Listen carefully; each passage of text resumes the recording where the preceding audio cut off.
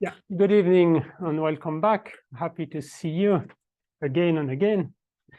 Let me recall or remind you what we have done last week very quickly. I first gave a characterization of what is a distribution, because there is one definition, but there is a second one, and it's a if and only if. So you can use this second characterization of distribution, which is simpler. And then we have seen that whenever we have a distribution, so I take a T in the set of distribution, I take any multi-index, I can define the derivative of a distribution. And the derivative is defined like this. So this is a definition. I define the derivative of order alpha of T applied to F. F is a test function. It's this factor minus 1 power a certain number times T applied to the derivative of F. This is the definition. The good point is with this definition, the derivative of any distribution is again a distribution. And in addition, if H is sufficiently differentiable, when you take the derivative of what is called this regular distribution, you end up with the regular distribution of the derivative of H. This is true if H is differentiable. But nevertheless, since this is well defined for all distribution, we say that in the sense of distribution, all function H, even if they are not differentiable, are differentiable. This is the main difference between what you learn in calculus 1 or 2. You can take a derivative only if the function admits a derivative. Then in the sense of distribution, exactly in this sense, we can take the derivative of all function n1 log. And I recall that this is a very big set of functions. All right, and we did two examples.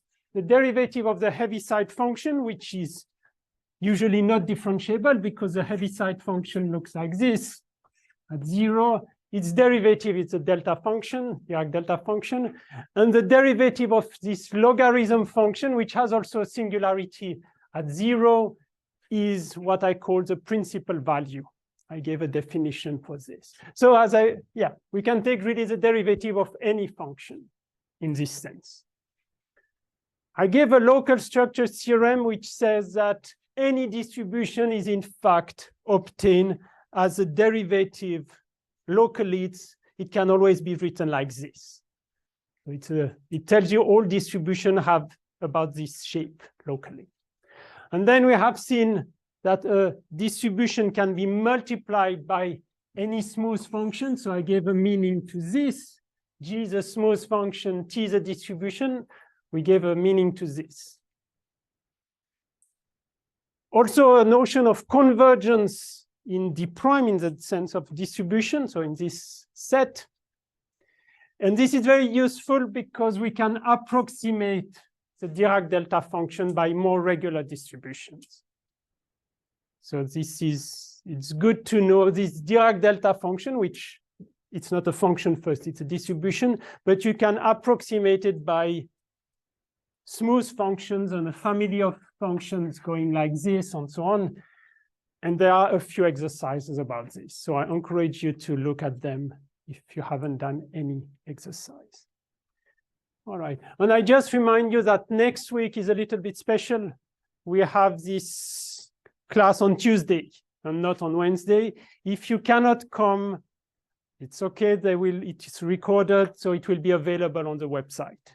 And if you don't find the website, you can ask me, or you add these 3 letters wherever it's necessary. Okay. Any question or remark, either in the room or online? So you can always ask questions at any time. Yeah. Tuesday, this time. Yes, Tuesday, 6:30 in this room. Yeah. So like Wednesday, but Tuesday. And there is no lecture on Wednesday, of course. It's Golden Week in Japan. Okay. Now there is a small section which I call continuous extension. I will explain why it's important. The continuous extensions of distributions.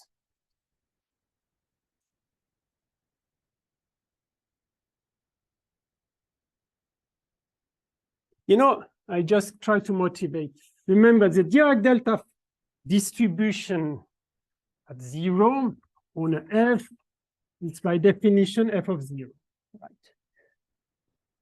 In the definition I gave, this function is a test function, so it's a very nice function. It is C infinity, so it's smooth. You can differentiate as many times as you want. And it has compact support. So you should think about f as a function like this, essentially. But you can feel, okay, just taking the value at 0, you can define it for more general functions. And indeed, it's useful to define this Dirac delta distribution for not only for f, which are smooth with bounded support, but for maybe all continuous functions. If it is not continuous, if you try to give a meaning to this, you have a problem. But at least for continuous functions. So this is this notion of extension. We want to give a meaning to this distribution and to other distribution to not only f in this set, which is a very small set, but for more regular, more general functions. On the other hand, if I take the delta alpha, I have to be careful because then this function, there is also -1, but then this function has to be differentiable. So I cannot take arbitrary function, but still I would like to extend to more general functions. And there is a notion for this. So this is what I would like to introduce in this section. So this was the motivation. So I need to give a definition related to this extension or possible extension. So distribution T inside the prime of Rn is called summable, and we will see why it has this name. It's called summable if there exists m natural number and c bigger than 0, such that when you apply t to f, this is a number, is a real or complex. You take its modulus or its absolute value. This is smaller or equal to c times the sum on alpha multi-indices, alpha smaller or equal to m of delta alpha f.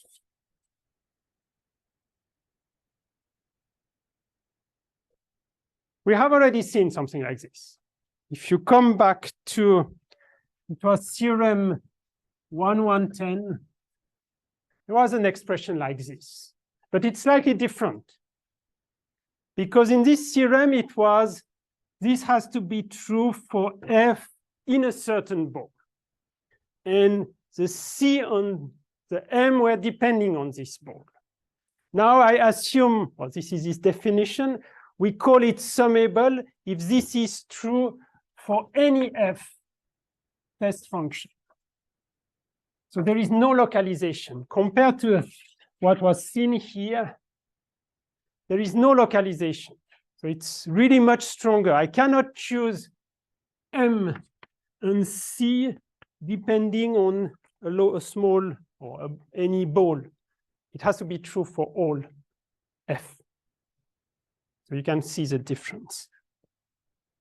And so this is definition, but still in this definition, the smallest possible m is called the summability order.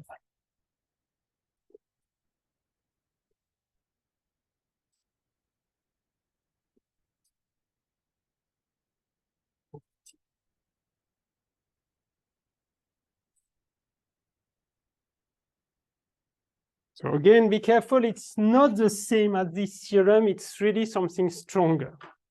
So some distributions are summable, some are not. And we will see that precisely those ones can be extended in the sense I'm trying to define.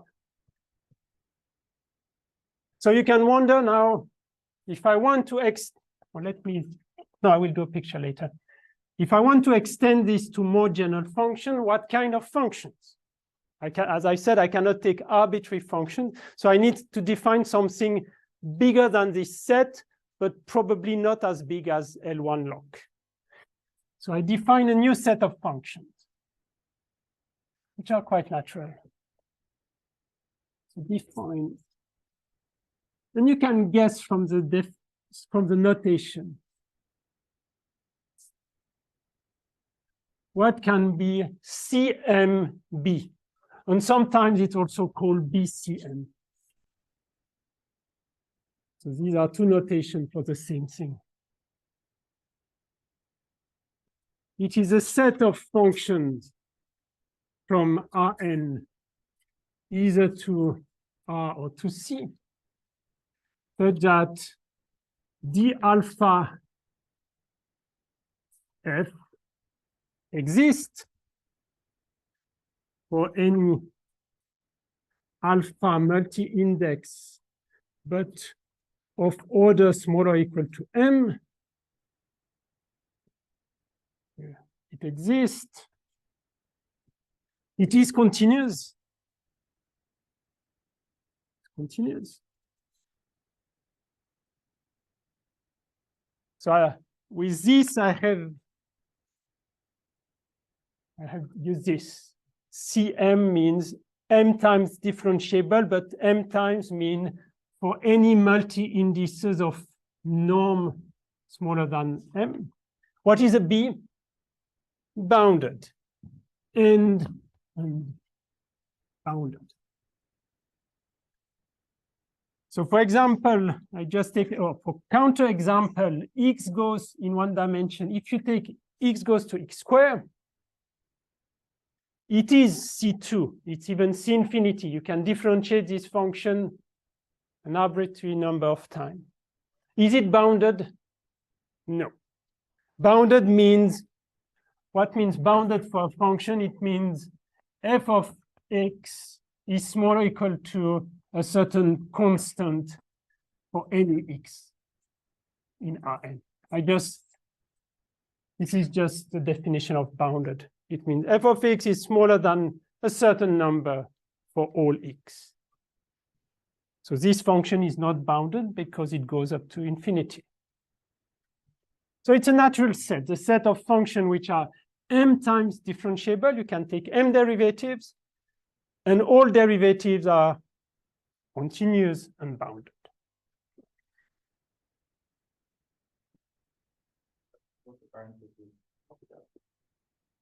Which one? Ah, thank you. Unbounded, so I need to close it here. Yes, thank you. Start here, then it close it. Right? Thank you. I wanted to check if you were not sleeping. Thank you, Vic. So you are not. Good. Right. So I define, by the way, observe, and this is quite clear, this set of test functions is in fact a small set in B, or I prefer Cm, for any m, because they are smooth, so you can take m derivative, and they are bounded because a function with bounded support is also bounded. So it is inside. And now, what is the next statement? It's precisely that the distribution which are m summable, in the sense I gave before, can be extended to such functions, not only to distribution, to test function. So for any t distribution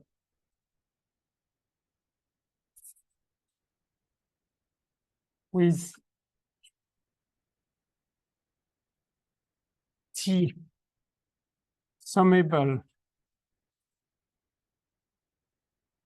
and of summability order M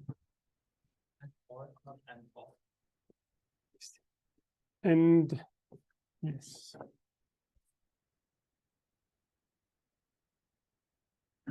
It was not a or, it was of, sorry, an of summability order M.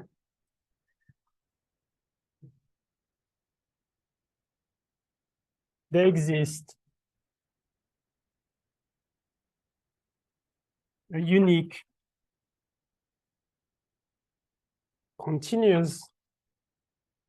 I cannot say, okay, let me finish the sentence. So there exists a unique continuous linear map from CBM of Rn to K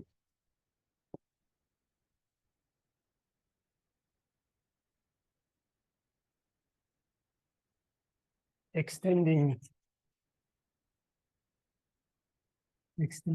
T, and with one more property, and which has, I will explain the meaning, which has a bounded convergence property.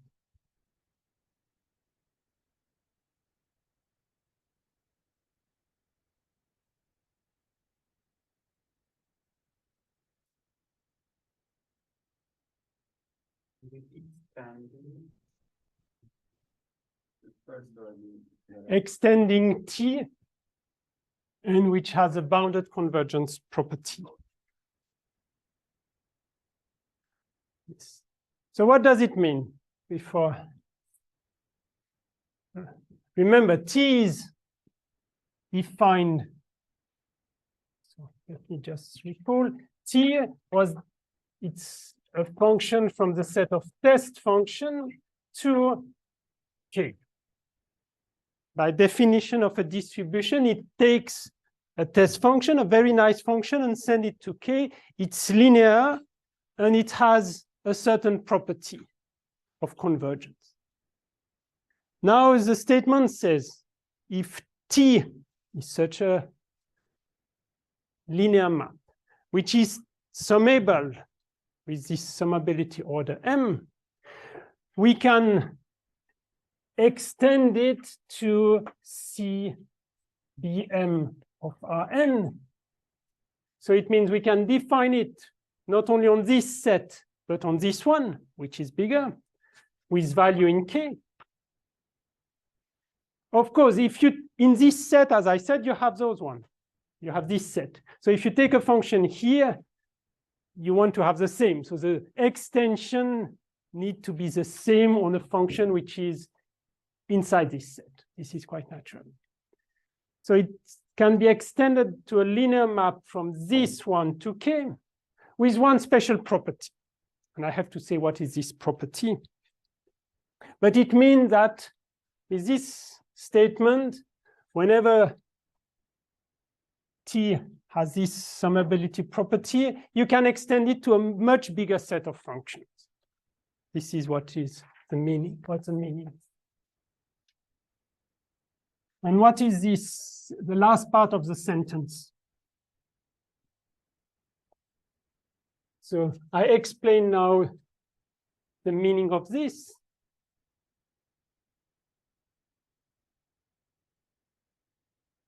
So this means for any G test function with G of 0, I impose that it takes the value 1 at 0. I can choose a test function which has this property. And for any f precisely in this bigger set,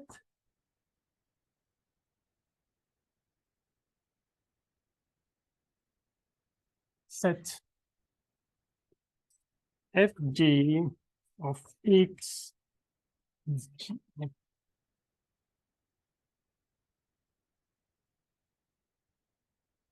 Try to understand what is the meaning of this. And j is just an integer.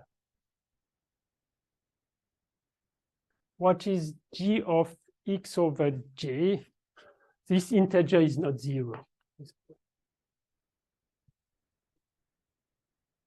This is a standard construction. When you take one function, you make x divided by j. Look. So let me just do a picture first. If j is like this, g is like this. When I take j is equal to 2, 3, 4, what is g of x over 2 or 3 or 4? You can see it's becoming like this. This is that say g of x over 2. Isn't that scalar also? No, it has nothing to do. It's just you dilate the function. And then I would have g of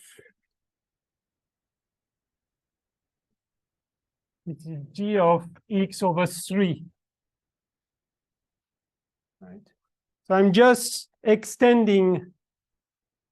So check what happened at, let's say, at 1. Now, when you have divided by 2, it happens at 2. When the denominator is 3, the same thing happened at 3. So you're just moving, expanding the function. So I'm defining fj at x. It is this, the initial function f, times a function which is more spread. But still, it takes the value 1 close to 0. Okay, and so what is this final property? By the way, observe that this new function, this is a parenthesis, this new function fj is still in this space. Why? Because this one, you can take m derivatives. This one, you can take an arbitrary number of derivatives. So the product is still Cm with bounded derivative. But what is a special feature? Fj has bounded support. Why? Precisely because g is 0 after a certain, after a certain value. So if you multiply a function which is 0 outside of a bounded set, the product is still 0 outside of this set. So this function fj has the same regularity, but it has a bounded support, right? And so now what is this, the end of the sentence? Tf is limit when j goes to infinity of t of fj. Why it's interesting? Because the statement says that t can be applied to a more general function, but you don't know how to compute it. But this gives you a way to compute it. You apply it to a function which has a bounded support, so it's slightly better than f, and you take this is a number. This is a number in K, is a real or complex, and you take the limit of these numbers when j goes to infinity. So unfortunately, the statement is no more written, but I wanted to extend t to a larger set of functions. This f, remember it's written there, it is in CMB. I don't know its value, but this gives me a formula to get it. So you can check, it's an exercise, check the three distribution delta TH, delta alpha, or 0 or y. You can check if are they summable, and okay, are they summable, and what is M? What is the summability order? And indeed, they are M summable, they are summable with certain M. So it means you can extend them to more general functions. So this can be one exercise. Now I said why the name summable.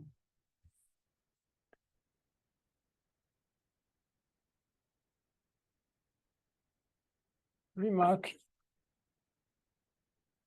What about the function take x goes to 1? The constant function, the most stupid function which take always the value 1. Is it in the set of test function? No. This function does not belong to D of Rn because it would have a bounded support, but this function is always 1. Does it belong to CMB of Rn? Does it belong to this? Yes, you can take any derivative. Most of the time it's 0. And it's bounded. All derivatives are also bounded because all derivatives are 0. So this function, this is a constant function. Constant function.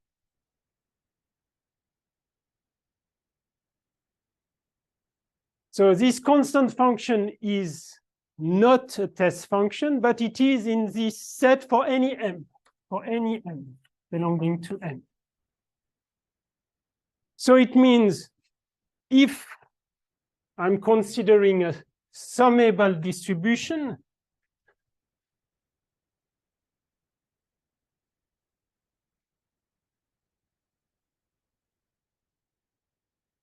if T is summable, then T of, I give a name to this function. This is a function whose name is just 1. It's a 1 function. So T of 1 is well defined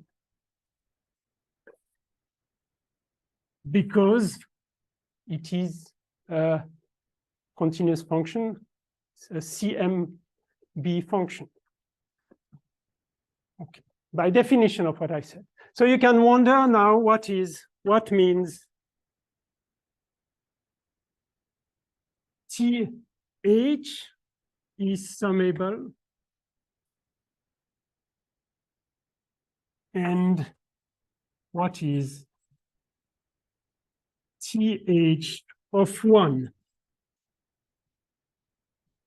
This is an exercise which is not difficult. If you can answer this exercise, it means you understand what means TH. So this is a regular distribution.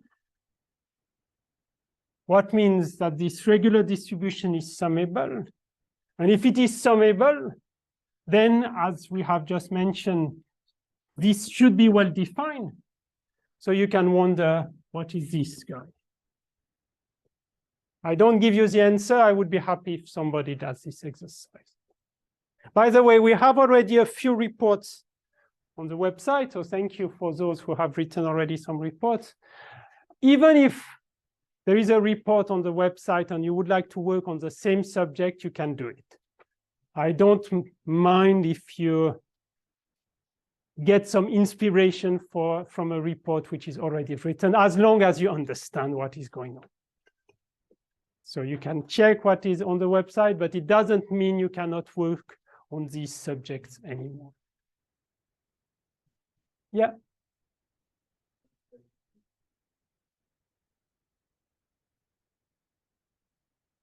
No, good point. Indeed, it is inside, it was a lemma, so there is something to prove. And indeed, in the lemma, you show that if it has precisely this, what was it called, bounded convergence property, it means that no matter which G you started with, as long as G of 0 is 1, you get the same value. So it doesn't depend on the choice of this one. Very good remark. Otherwise, we would have a problem. I mean, it would not be well defined if this limit, so it means this number, would depend on the choice of this function. The only property you need is G of 0 is 1.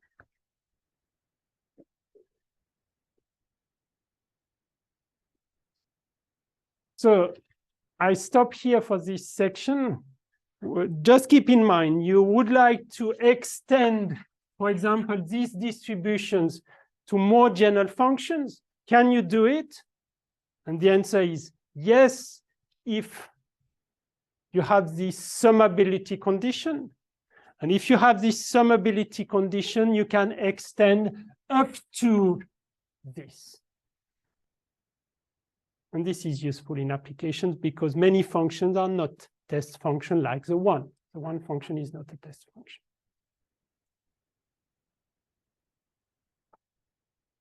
There is one or two exercises about this. All right, now the last section for this subject.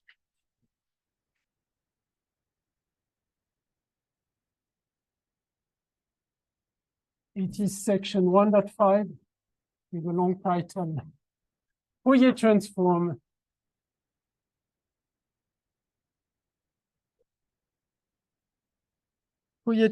of Schwarz functions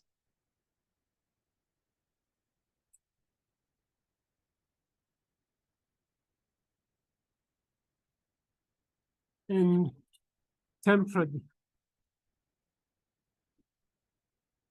distributions.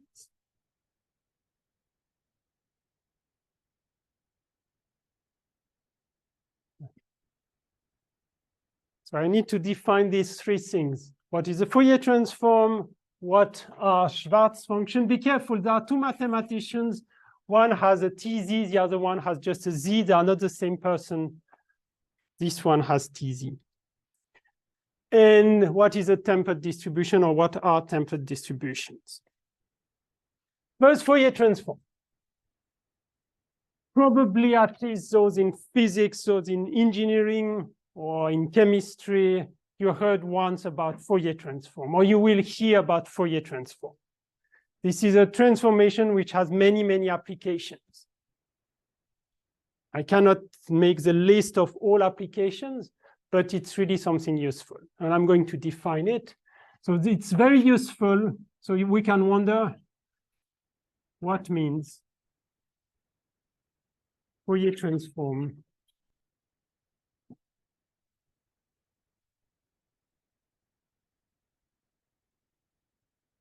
for distributions.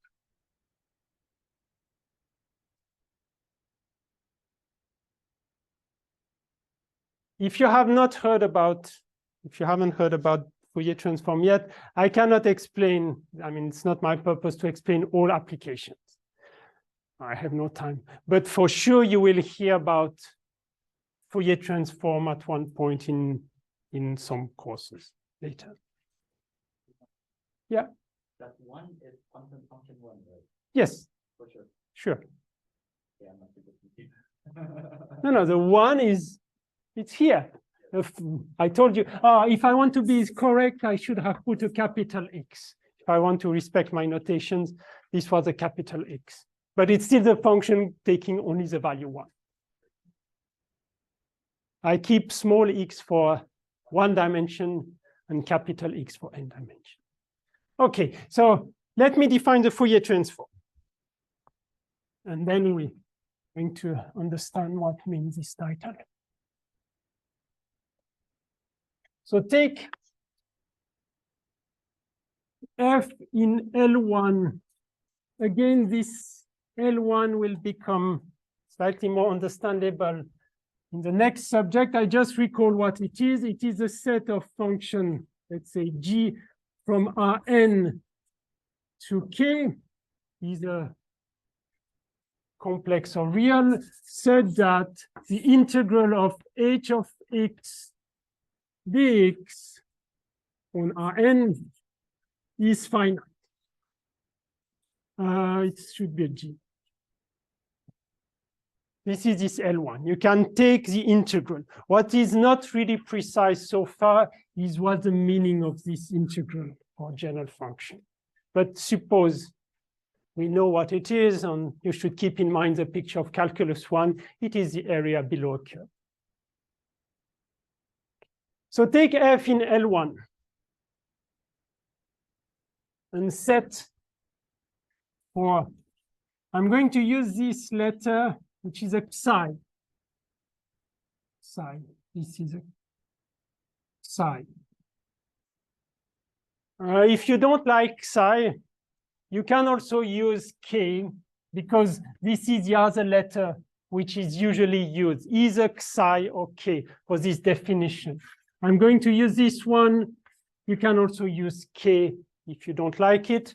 So k is in Rn. Use the one you prefer. I will use psi. And I define, we set the Fourier transform of f evaluated at psi. And it has a second notation. It's also simply written f hat at psi. When I put 3 lines, it means it's not a definition, it's just 2 notations for the same thing. And what is the definition of this? Let me write it there. The Fourier transform of f at psi is given by, now it's a definition, you have a constant, 1 over 2 pi n over 2 integral e minus I psi times x f of x dx. If you haven't heard about complex numbers, I'm sorry, but now I cannot avoid them. I told you at the beginning, the k, if you haven't seen c, you can just replace it by r. I cannot change this expression for a real expression. Just to remind you, this means cos of psi times x minus I sine of psi times x. What is this? Dot. This is a scalar product in Rn. So you have certainly seen this in calculus. This is a, let me just write what is this. This is psi first component times x, first component of x, plus second component times second component, up to n component times n component. Right? This is a scalar product in Rn, and both psi and x are in Rn, so this is the formula. This exponential, complex exponential is cos of x psi. So this is real minus I times a second real number. Who has never seen this kind of thing? Never, ever. Okay. So ask your tutor to give you a course on complex numbers. Now you're going to be busy for a couple of weeks. Yeah, but complex numbers are very important. So it will appear soon. So just try to get something and it will appear. I cannot avoid complex numbers. So this is a definition of Fourier transform. It's an integral of f, but multiplied by this number. Or no, it's not only a number. This is a function because it depends on x. So it's a product of 2 functions, this f and this function like this. Why is it minus? Because in the definition, we take minus. This is a convention. The plus is going to appear, but in the definition of the Fourier transform, it's a minus. and it appears here. It's a convention. Okay, now there is, yeah, All right. it's an integral on Rn, yes. Properties. First one is FF evaluated at x is smaller than infinity. This is a property 0. What do I mean by this? It means it's a well-defined number. It's not infinity.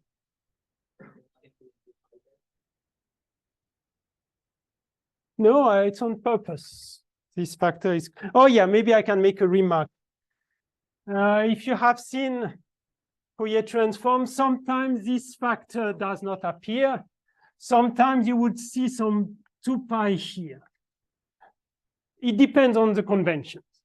People sometimes put a 2 pi here, sometimes they don't put this constant. We will see that this definition is the best one. So just forget all the other definitions and keep this one. But they are equivalent. But I will show you why this one is very good. So the first property that this is, I mean, the list of properties, I encourage maybe some new PACE students to work on them. They are not difficult, and I would be happy to have all of them on the website. The second thing is F is linear. What does it mean? It means F of F plus lambda G is FF plus lambda FG. This is super easy. It's a map. Ah, good. So I should put it here. No, I cannot put it here. F is linear. Okay, if you don't like this sentence, just prove this. It's the same. I will answer your question in property 3 or 4. This is slightly more involved. FF, so it's a new function. Look, I define it for each psi, so it's a new function. And I'm claiming that this function is C0 of Rn.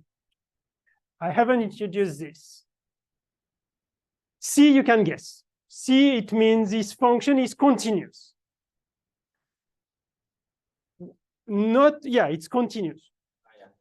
It's continuous. What means the C0? So the meaning of this, it means FF is continuous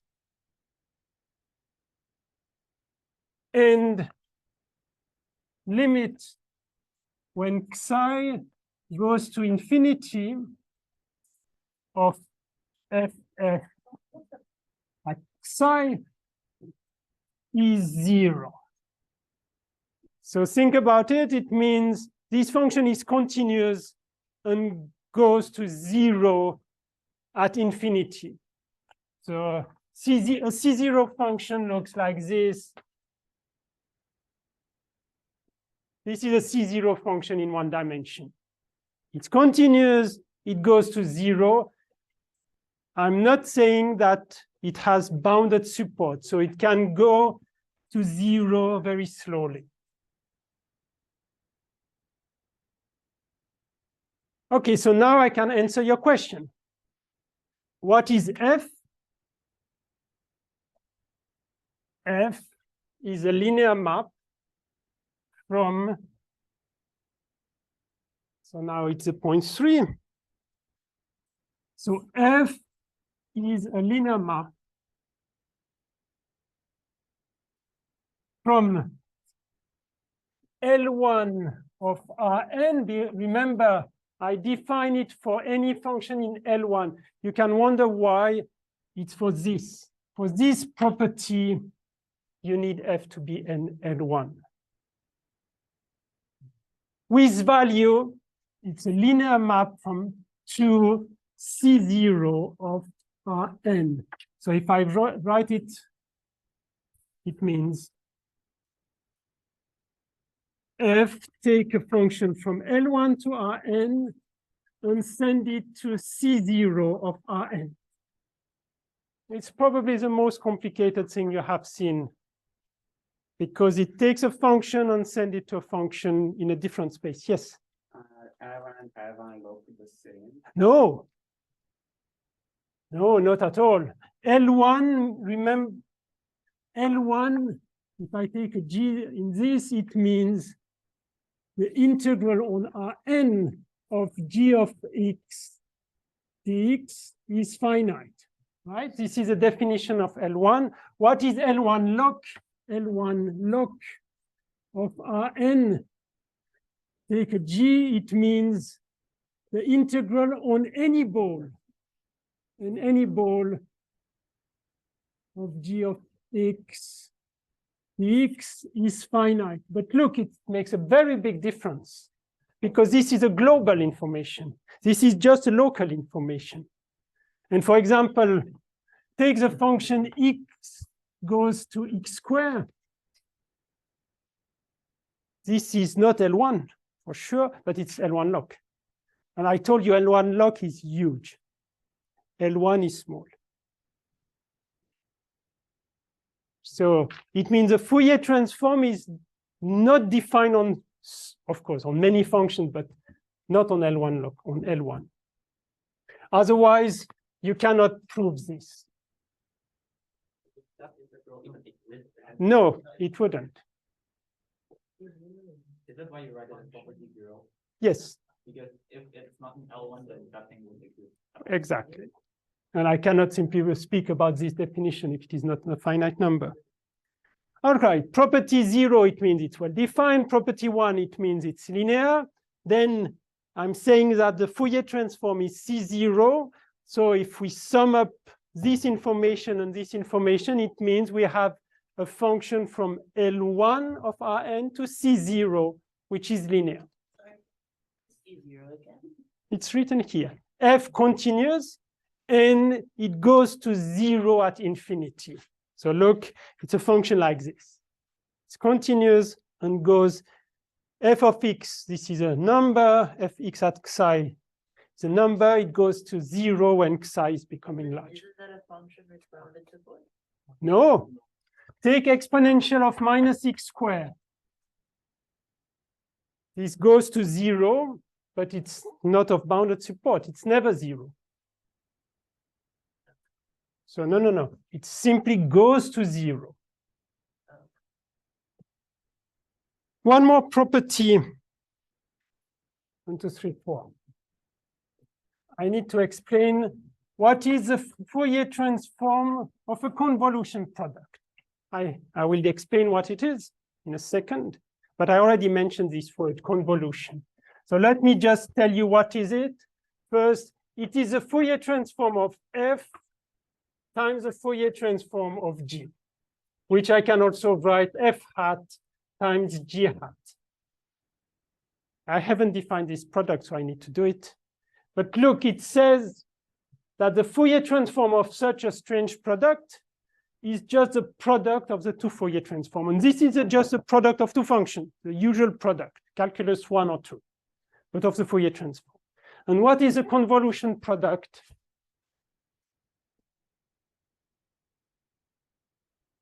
With fg evaluated at x, this is called the convolution product.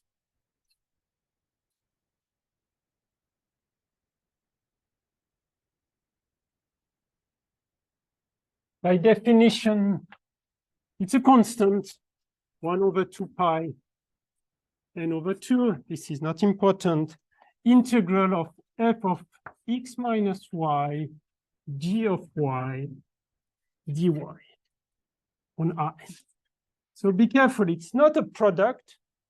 You mix these two functions. You take f at x minus y, you multiply by g at y, and you take the integral over y. So you still have a x, this is y, it gives you a function of x. This is called the convolution product.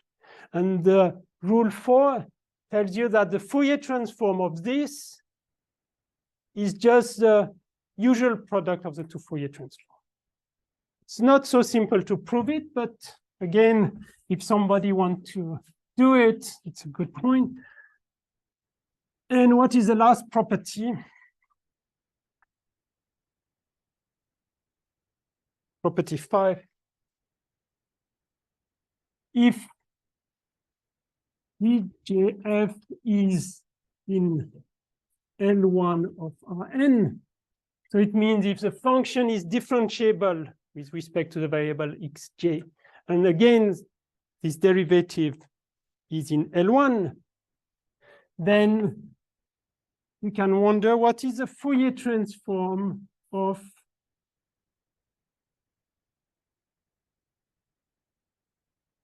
a derivative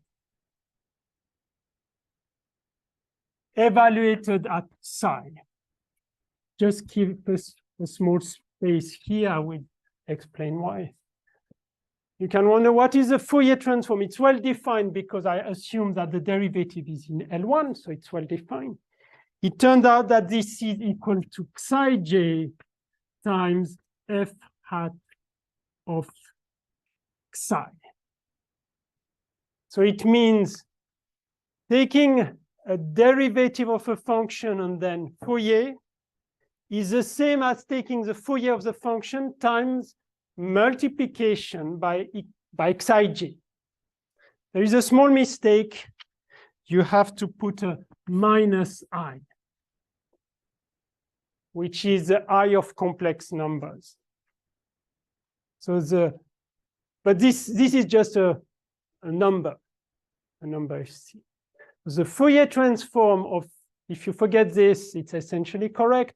The Fourier transform of a derivative is the Fourier transform of the function times the variable xj or psi j. And there is this minus I. Yes? Psi j, like the j component of psi. Yes, oh yes. This, remember, psi is psi 1, psi 2, up to psi n. And I'm taking the partial derivative respect to the variable xj. So I need to multiply by the variable xj. So once again, I encourage maybe not a first-year student, but another students more advanced to work on these kind of things. So the Fourier transform has been defined. And now there is a very deep theorem, which I need to tell you because I think it's interesting, and it plays a very important role in quantum mechanics. So deep theorem.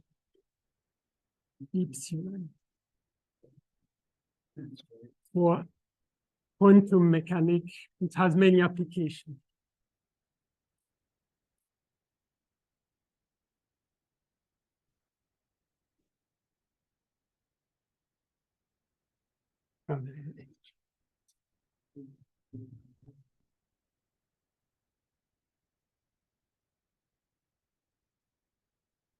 What is this theorem?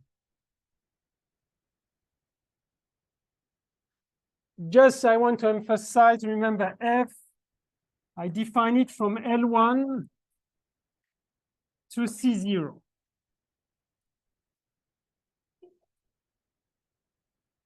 But it doesn't mean I can only define it for search functions.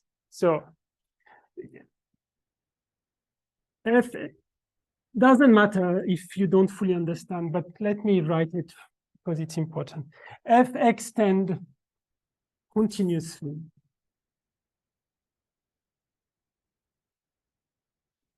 from L1 of Rn intersection with L2. I know it's going to be a little bit complicated. To L2 of Rn. I will explain. With inverse. With inverse given by.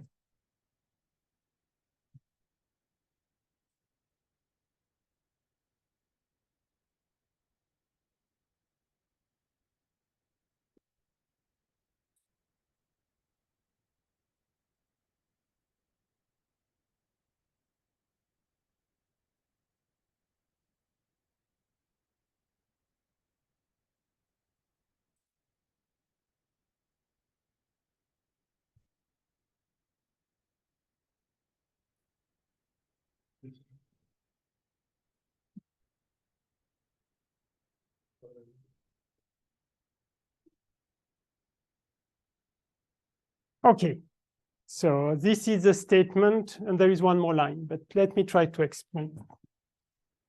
Or I will make a picture. Yes. Yes. I should have written, you're right, it's missing. Extend continuously from L1 to bijectively. You're right, I need to add it bijectively. Otherwise I can, excellent, otherwise I cannot speak about the inverse. So let's do a picture. Suppose you have all L1 functions. Take a set, I just do the picture. Take this set of L1 functions. We have a second set of function. Can you guess what is L2? I didn't, or maybe I did. What is L2 of Rn? The set of G from Rn to K, such that the integral, not of G, but of G square is finite. If it was 1, there was a 1 here. If it is 2, it's 2. If you want to continue, you can put any p, and you have a p here. That doesn't really matter. Now you can wonder, oh, how is this set compared to L1? It turns out that they have an intersection, but they have also some parts which are not the same. So you have an intersection, and for example, inside this intersection, you have C, you have the test functions. But it's a small set. In fact, I should make it very small. A small set here, which is a set of test function. The test function you can integrate with either with a 1, with a 2, with anything. Okay. So the statement says f, you can define it here. Because everything is in L1, so it's well defined, right? And it says you can define it and you can extend it, and I don't fully explain this, but you can extend it to this. So this is the first meaning. You can extend it from the yellow part to the red part. When you define it on the red part, it's, as you mentioned, it's bijective. So it means f is going to take one function here and send it to a new function here, bijectively. So from this red set to the red set itself. F extend from the yellow set to the red one, it becomes bijective. And so it means if it is bijective, you have also this, you have also inverse map, which is f minus 1. On the f minus 1, it's almost the same formula, but be careful, it's a plus. But the constants are exactly the same. This is why these are the best constant, is if you don't choose this constant here, you have to change the inverse. And in addition, so this is the end of the statement. In addition, what is the norm of FL2? I haven't defined. You can guess. It's simply the integral of f of x square dx on Rn. Okay. Square root. I need to, it's a number, I need to take the square root of this number.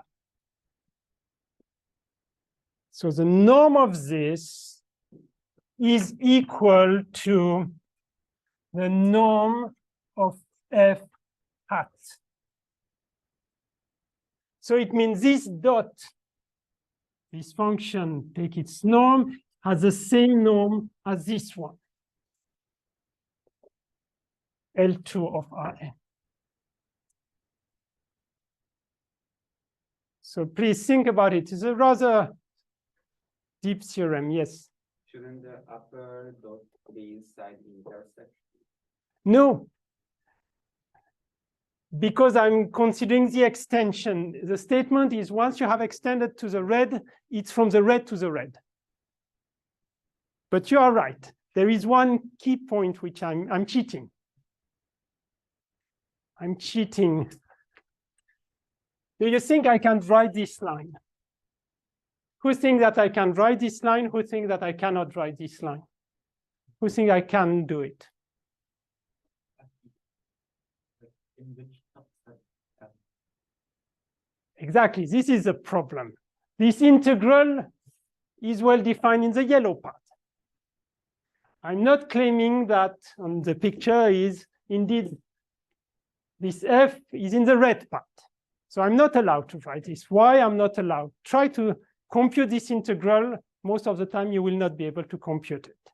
I mean, what I call the property 0 is not satisfied. Might not be satisfied. So there is what is a problem?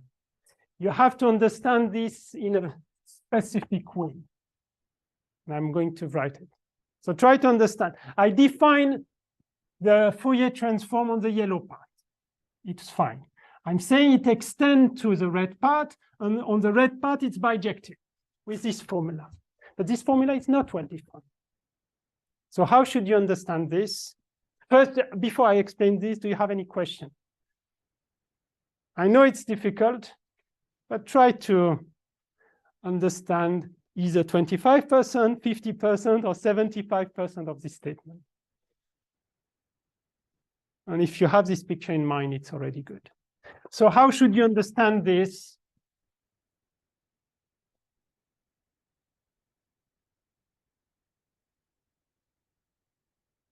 For f in L2 of Rn, one has the Fourier transform of f evaluated. I just copy this formula. Oh, inverse. You have to understand it like this. You take the integral on a box.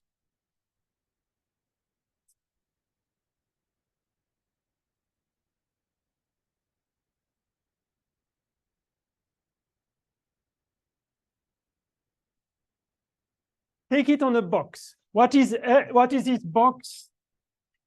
I do it in 2 dimensions. It's from minus L to L, from minus L to L. You take it on a box. And in a box, it's always well defined.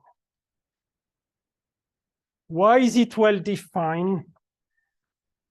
Everything here is in the big box of L1 log of Rn. And on a box or on a square, you can take such an integral. So this is always well defined. Okay. And now you take a limit. This is a number. Take a limit when L goes to infinity. So you define this for, oh, sorry, I forgot the constant. 1 over 2 pi n over 2. So you cannot take directly this integral, but you take it on a box. On a box, it's well defined, and then you take this box going to infinity. This is the way you should understand it. And I even have to add something for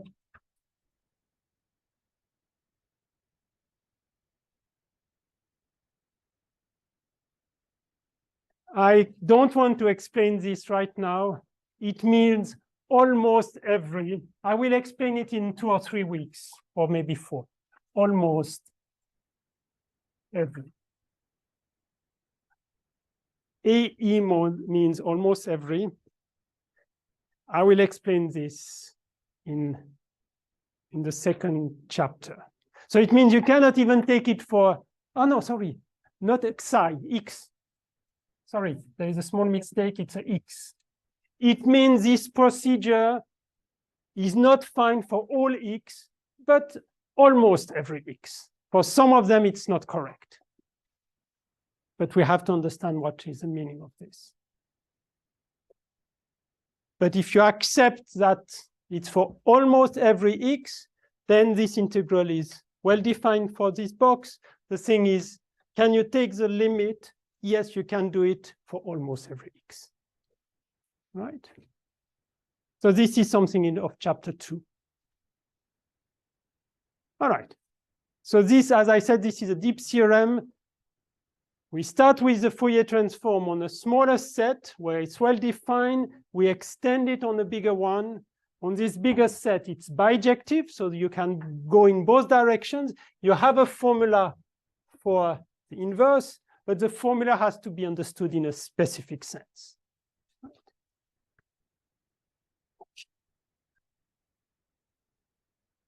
So we have defined the Fourier transform on L1. We know we can extend it to L2. Question?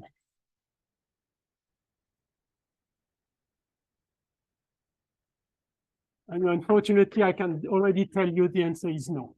Question, can we define the Fourier transform of a distribution, the value is that f? What would be the one definition, if you remember, about derivative? The derivative was defined by T of Ff.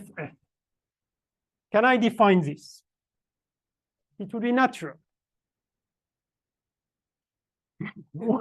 Yes, it would be. And in fact, it's going to be the definition. But can I do it like this for f, a test function, and for t, a distribution? Can I do this? The answer is no, but why? There's no relation between the points. No, not two persons together. There's no relation between the points inside the test function. More or less, but Fourier transform of f is guaranteed to be at t0, but it's not in the yeah, who said that if f is in the test function, who said that this is again inside this set? It would be meaningful if this is true, but this is not true. Can multiply one test function with that, and it would be in that set, but we could do it for derivative because the derivative of a test function is a test function. But the Fourier transform of a function with support, which is bounded, is not a function with bounded support. So we cannot give a meaning to this like this. So this is not a good idea for now. So what you do? You need to change this set. If you cannot work like this, and still this is a natural definition, the problem, this is not true, so you need to change the set D. And this is what we are going to do. So D is too small. So we cannot do it since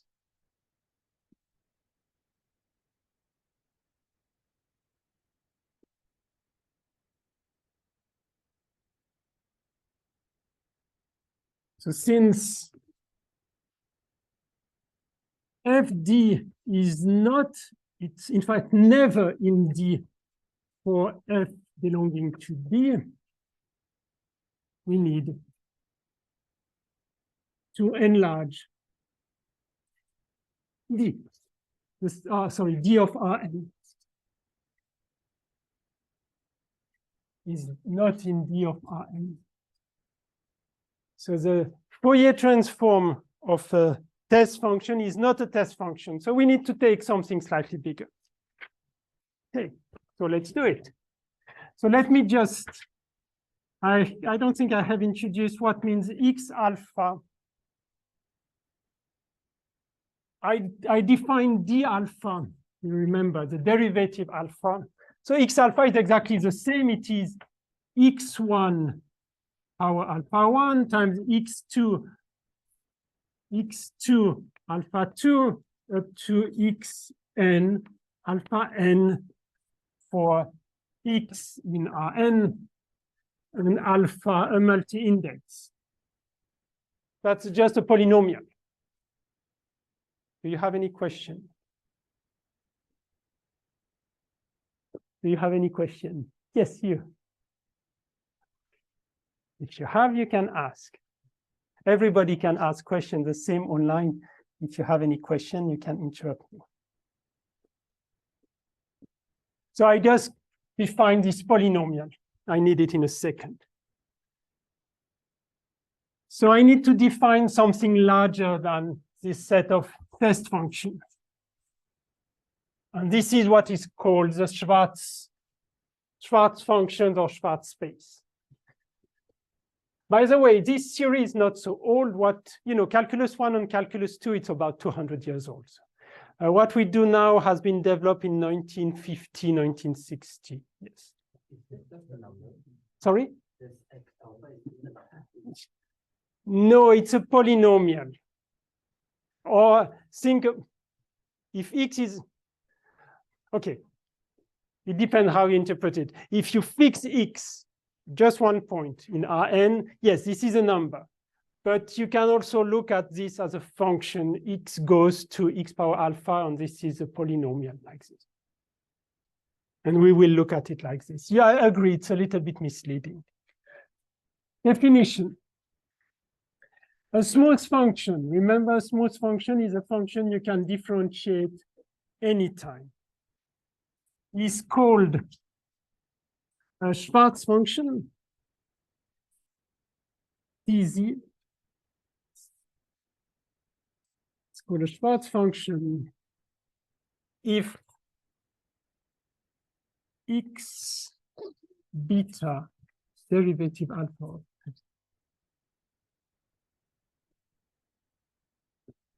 What means this? I just recall it. It means the sup over all points in Rn of precisely x alpha, x beta, d alpha f evaluated at x. So you multiply the derivative of f, the alpha derivative of f, by this polynomial.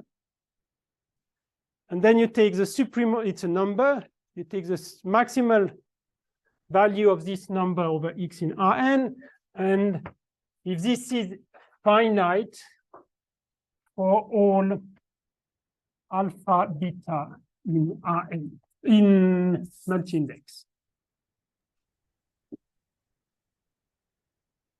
So it means, okay. It means these functions, you can first differentiate them anytime, but you can multiply them by polynomials, and it's still a finite number. So it means they have to decay faster than any polynomial. What about test function? Are they inside this? Think about why they are not in the set of, why test function are not inside this set. Why? I mean, you can think of an example where. No, I'm asking you, you said that no, test function are not Schwarz function. I'm saying you are wrong. This is not correct. Yes. Yes, observation. The set of test function is inside, or I haven't given a name to this. So I give a name now. Capital S of Rn. What is this? This is a set of Schwarz function.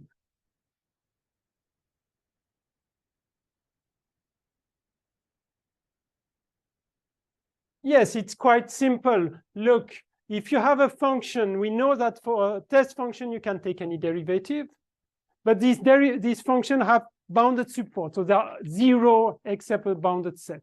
So if there are zero except a bounded set, you can multiply by any polynomial. It's still zero on a very large set, and you can take the maximum, and it's finite. So indeed, this is true. This set of test function is inside this. In fact, we have even more. Let me continue this picture since we are here. What we have, let me just continue this thing. C infinity B of Rn, which means any derivative is bounded. I define Cm, but I can take m going to infinity. This is inside C infinity of Rn.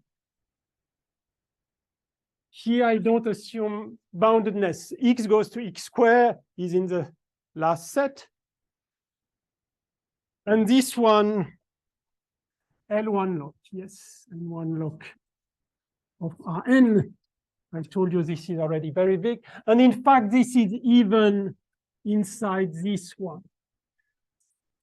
This is, you need to understand as H goes to TH. This is the way we need to understand this inclusion. It's the L1 log functions are understood as distributions, regular distribution. So you have all these inclusion. Test function is a very small set inside the Schwarz space or Schwarz functions. They decay. It's good to remember this. Decay faster than any polynomial. So try to think about an example polynomial. Big. Mute yourself, turn off. Can you tell me an example of a function which is Schwarz but not, except Vic, a Schwarz function which is not a test function? I wrote it before on the blackboard. And it's squared. Yes, take the function x goes to e minus x squared. You can do it in any dimension. It decays fast. First, you can take any derivatives. And all the derivatives decay faster than any polynomial. So this one is in Schwarz space. But it is not in, it's not a test function. Because it has not a bounded support. This is an example of a function which is here and not here. All right.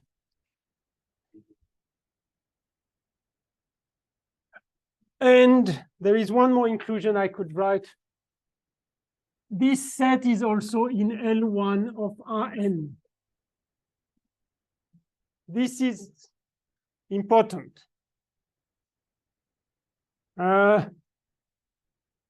Please, no, this is true, so I should not put a question mark. You can prove it. Proof. I would be happy if somebody just prove it. Prove that a function which decays faster than any polynomial is in fact integrable in the sense L1. I let you think. It's not difficult. You have to use, you can use this even for alpha is equal to 0, 0, 0. So what does it imply? It implies that the Fourier transform is well defined. So properties or observations, properties. As I said, the first one is that this Schwarz space is inside L1 of Rn. This is important because it means the Fourier transform is well defined.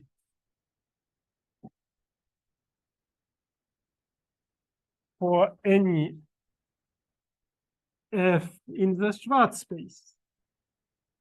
Because it is in L1 and I started with a Fourier transform in L1. This is the property 0. The property 1 is that this Schwarz space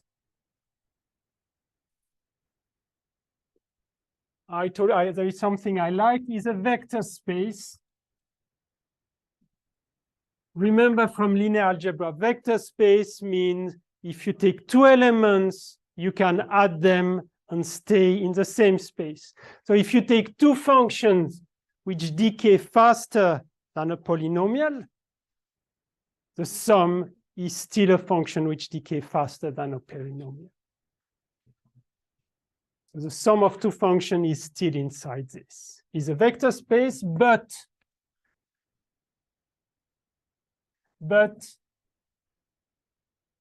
S of Rn is not an ideal. I give you 1 minute to think about the end of this sentence. What does it mean or what does it imply? It's not an ideal in C infinity. Vic, no. Okay, somebody is saying you cannot multiply them together. Can you be more precise? It's a good starting point, but this is not sufficient. What does it mean? It's not an ideal. Remember, an ideal is something which attracts. So take a function which decays faster than a polynomial. Can you multiply it by any smooth function and get a function which decays faster than a polynomial? No. Think about, in this space, the answer is take f in this Schwarz space and h of x, take it, h of x is exponential of x squared, not minus. This is growing very fast. So if you multiply f times g, you cannot be sure that it decays faster than a polynomial. This one decays faster than a polynomial, but if you multiply by something exponentially growing, this one is not in the Schwarz space in general. Sometimes it is, but sometimes not. So yes. But there always exists one function in Schwarz that Yes, if you take one with bounded support, if you take f inside d of Rn, because it's inside. If you take f in, then the product is again in d of Rn, and in particular, it is in the Schwarz space. So yes, for some functions, it's true. But if you take, you can also construct some f for which this is not true. Yes. Like those two functions, their product is the Yes. So again, and indeed, this function, you multiply it by this one, you get constant function. And the constant function, is it in the Schwarz space? It doesn't decay, so it is not in the Schwarz space. So this is another counterexample. This function is in the Schwarz space. This one is smooth, but the product is not in the Schwarz space. So it says again, the Schwarz space is not attractive. It doesn't attract all smooth functions. Okay, property one. So it's still a vector space, but it's not an ideal. And it has a, yeah. Yes, maybe g is equal to h. You are right. It was a, thank you. H, thank you. Another property, which is now a positive one, the property 2. If f is in Schwarz, so decay faster than any polynomial, then take any x beta, take any derivative alpha of f, Is this a Schwarz? Is it in the Schwarz space? Is this true?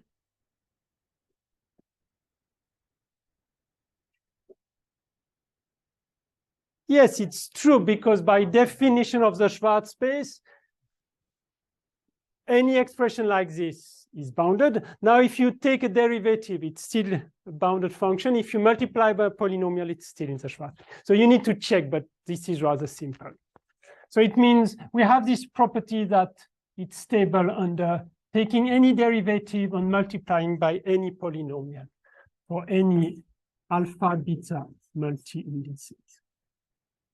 Okay, and the third property, which is a generalization of what I mentioned before,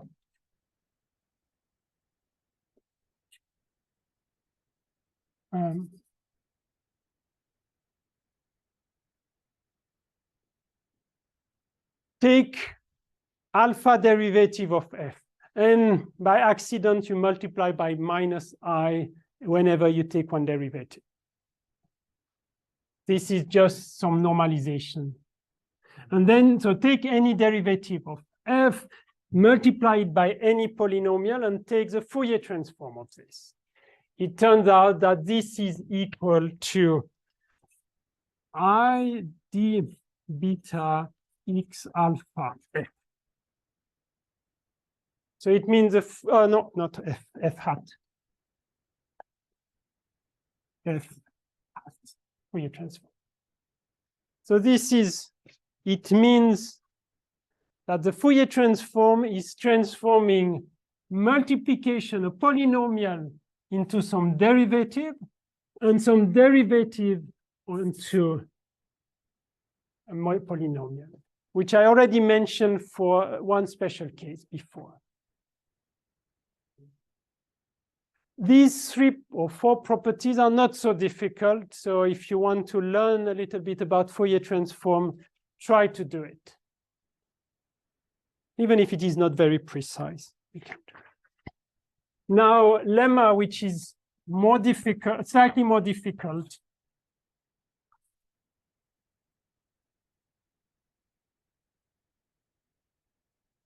Let me write it. What means this? Think about what is the meaning of this.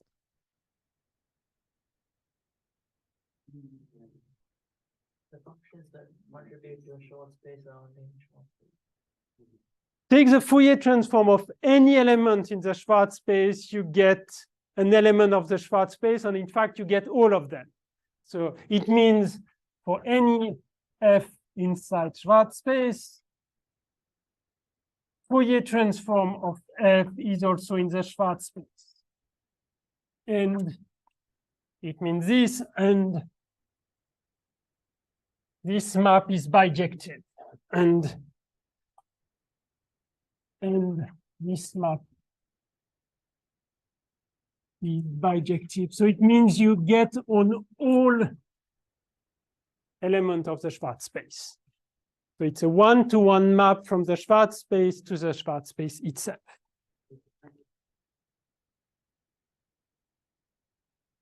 So this is slightly more complicated. Why? Because you have to show that, take the Schwarz space, apply f, you get back to the Schwarz space. But this map is surjective, or it's surjective plus injective.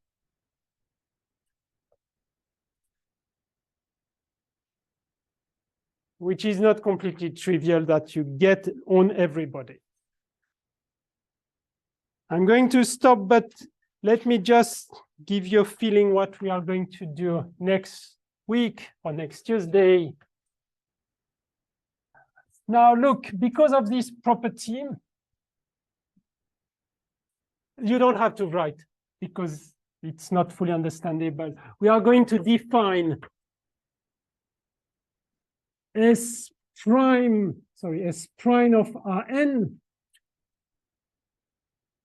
which are linear functional on S with value in K, And then if I take T on here, we are going to define Fourier transform on a F. And now I can give a meaning to T FF or any F inside this Schwarz space. Now you can guess that it's well defined because of this property. If I take a F in the Schwarz space, its Fourier transform is in the Schwarz space. So if once I have defined this guy, I can apply it to TF, to Fourier transform of F. So now this is meaningful, except that I haven't defined this set yet. But once I have defined this one, it's exactly the same story. I can give a meaning to this. So we have n large. You remember, I couldn't write this because if F is a test function, this was not a test function. But I enlarge it to a slightly bigger set of functions, the Schwarz space. Now, if I take the Fourier transform of a function in the Schwarz space, it is in the Schwarz space, so I can give a meaning to this. So this will be essentially the end of the story. Once we understand this, we have the Fourier transform of any T like this, and this set are precisely the tempered distributions. So I will define this next time. So next time we are going to finish this chapter on distribution and probably just start a little bit the next chapter. Any question or remark?